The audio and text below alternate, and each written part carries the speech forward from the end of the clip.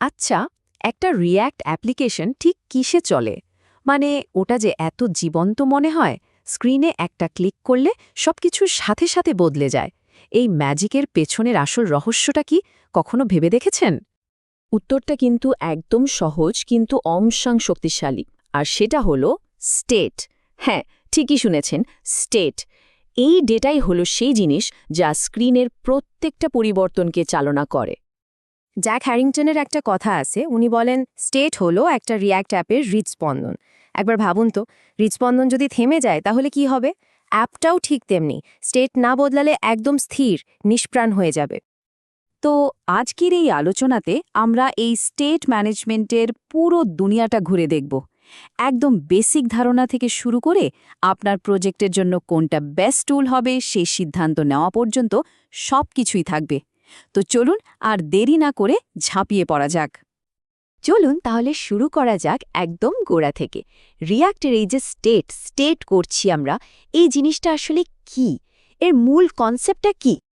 খুব সহজ করে বললে, স্টেট হলো এমন কিছু ডেটা যা একটা কম্পোনেন্টকে সময়ের সাথে সাথে মনে রাখতে হয়। আর আসল খেলাটা হয় তখনই যখন এই স্টেটটা বদলে যায়।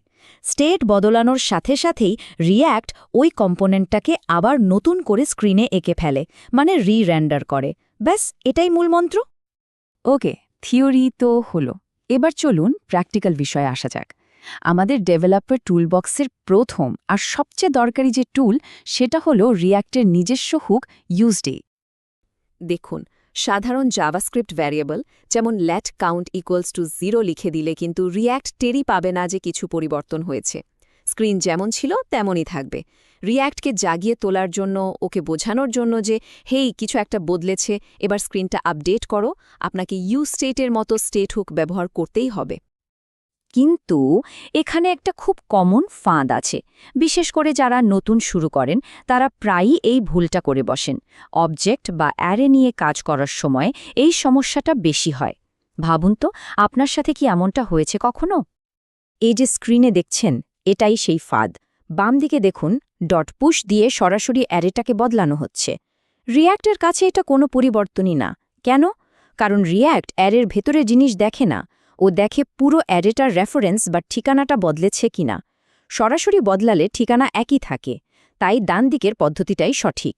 এখানে আমরা spread operator dot dot dot দিয়ে পুরনো অ্যারের সব আইটেম কপি করে একটা একদম নতুন অ্যারে বানাচ্ছি। যখনই রিয়্যাক্ট দেখে যে একটা নতুন অ্যারে এসেছে, ও বুঝে যায় যে পরিবর্তন হয়েছে এবং সাথে সাথে ইউআই আপডেট করে দেয়। ঠিক আছে, একটা কম্পোনেন্টের ভেতরে স্টেট তো ম্যানেজ করা গেল, কিন্তু যখন অ্যাপ্লিকেশন বড় হয় তখন একটা ডেটাকে এক কম্পোনেন্ট থেকে অনেক অনেক ভেতরের অন্য আরেকটা কম্পোনেন্টে পাঠাতে হয়, তখন কি হবে? এখানেই আসে আমাদের পরের চ্যালেঞ্জ। এই চ্যালেঞ্জটার একটা মজার নাম আছে, প্রপ ড্রিলিং। নামটা শুনেই বোঝা যাচ্ছে অনেকটা ড্রিল করে নিচে নামার মতো। মানে ডেটাকে একটার পর একটা কম্পোনেন্টের ভেতর দিয়ে পাস করানো, যদিও মাঝের কম্পোনেন্টগুলোর ওই ডেটার কোনো দরকারই নেই। এটা খুবই বিরক্তিকর আর কোডটাকেও অগোছালো করে ফেলে। ব্যাপারটা অনেকটা এই রকম। ধরুন ডেটাটা আছে দাদু কম্পোনেন্টে, সেটাকে পাঠাতে হবে নাতি কম্পোনেন্টে। তো ডেটাটা প্রথমে দাদু থেকে বাবার কাছে গেল, তারপর বাবা থেকে সন্তানের কাছে, সবশেষে গিয়ে পৌঁছল নাতির কাছে। মাঝের সবাই শুধু ডেটা পাস করার কাজটা করল, আর কিছুই না। নিশ্চয়ই এর থেকে ভালো কোনো উপায় থাকতে হবে, তাই না? থাকতেই হবে। আর সেই উপায়টার নাম হলো কনটেক্সট এপিআই। রিয়্যাক্টের মধ্যেই এটা দেয়া আছে। পেড্রোটেকের মতো অনেক এক্সপার্টই বলেন যে এটাই প্রপ ড্রিলিংয়ের আসল সমাধান। কনটেক্সট এপিআই দিয়ে আপনি ডেটাটাকে একটা সেন্ট্রাল জায়গায় রেখে দিতে পারেন, আর আপনার অ্যাপের যে কোনো কম্পোনেন্ট যখন খুশি সেখান থেকে ডেটাটা নিয়ে নিতে পারে। মাঝের আর কাউকে বিরক্ত করার দরকারই নেই। তো অ্যাপের ভেতরে ডেটা শেয়ারিং তো হলো, কিন্তু এবার আমরা কথা বলবো সবচেয়ে বড় চ্যালেঞ্জটা নিয়ে, মানে যে ডেটাটা আমাদের অ্যাপের বাইরে থেকে আসে, সার্ভার বা এপিআই থেকে। এখনও অনেকেই সার্ভার থেকে ডেটা আনার জন্য ইউজএফেক্ট আর ইউস্টেট ব্যবহার করেন, কিন্তু সত্যি বলতে এটা এখন আর বেস্ট প্র্যাকটিস না। কারণ এতে অনেক সমস্যা আছে। যেমন ধরুন, ভুল করে ইনফিনিট লুপ তৈরি হয়ে যেতে পারে। রিয়্যাক্ট 18 স্ট্রিক্ট মোডে তো ডেটা দুবার করে ফেচ হয়। আবার ডেটা ক্যাশ করার কোনো ব্যবস্থা নেই। লোডিং আর এরর স্টেট দেখানোর জন্য অনেক কোড লিখতে হয়।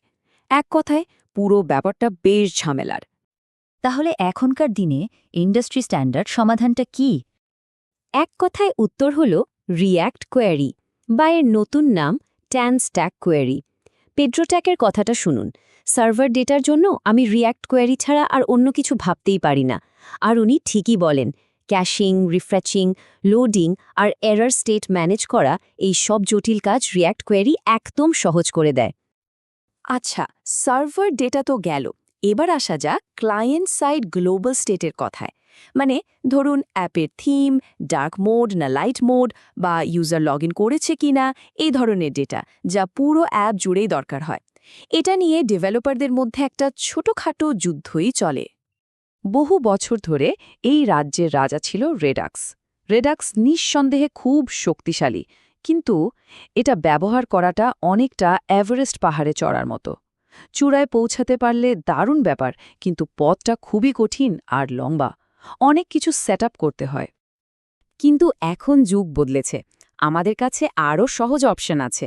এই টেবিলটা দেখলেই ব্যাপারটা পরিষ্কার হয়ে যাবে। একদিকে রিডাক্স, যেখানে স্টোর, রিডিউসার, অ্যাকশন কত কি সেট করতে হয়। আরেকদিকে আছে জুস্ট্যান্ডের মতো লাইব্রেরি, এখানে সেট বলতে প্রায় কিছুই নেই। শুধু একটা হুক তৈরি করুন আর ব্যবহার শুরু করুন, কোনো অতিরিক্ত কোড বা জটিলতা ছাড়াই। এত কিছু শুনে যদি মাথা ঘুরে গিয়ে থাকে, তাহলে একদম চিন্তা করবেন না। চলুন সবটা মিলিয়ে একটা সহজ গাইড বানিয়ে ফেলি, যাতে আপনি ঠিক করতে পারেন কোন পরিস্থিতিতে কোন টুলটা ব্যবহার করবেন। এই হলো আপনার স্টেট ম্যানেজমেন্ট প্লেবুক। মনে রাখবেন, 1 নম্বর, যখন ডেটাটা শুধু একটা কম্পোনেন্টের মধ্যেই দরকার, মানে সিম্পল লোকাল ইউআই ডেটা, তখন ইউ স্টেট ব্যবহার করুন, এটাই যথেষ্ট। 2 নম্বর, যখনই সার্ভার বা এপিআই থেকে ডেটা আনার প্রশ্ন আসবে, চোখ বন্ধ করে রিয়্যাক্ট কোয়েরি ব্যবহার করুন, এটা আপনার জীবন সহজ করে দেবে। আর 3 নম্বর, যখন কোনো ক্লায়েন্ট সাইড ডেটা পুরো অ্যাপে শেয়ার করতে হবে, তখন আপনার পছন্দ হতে পারে জাস্ট্যান্ড বা কনটেক্সট এপিআই। শেষ পর্যন্ত আসল কথাটা হলো, কোনো একটা টুল কিন্তু সব সমস্যা সমাধান নয়। সবচেয়ে জরুরি হলো আপনার প্রজেক্টের প্রয়োজনটা বোঝা এবং সেই অনুযায়ী সঠিক টুলটা বেছে নেওয়া। তো এই পুরো আলোচনা শোনার পর স্টেট ম্যানেজমেন্টের জন্য আপনার গো টু টুল কোনটা, বা কোনটা ব্যবহার করতে সবচেয়ে বেশি আগ্রহী, কমেন্টে আমাদের জানাতে কিন্তু ভুলবেন না।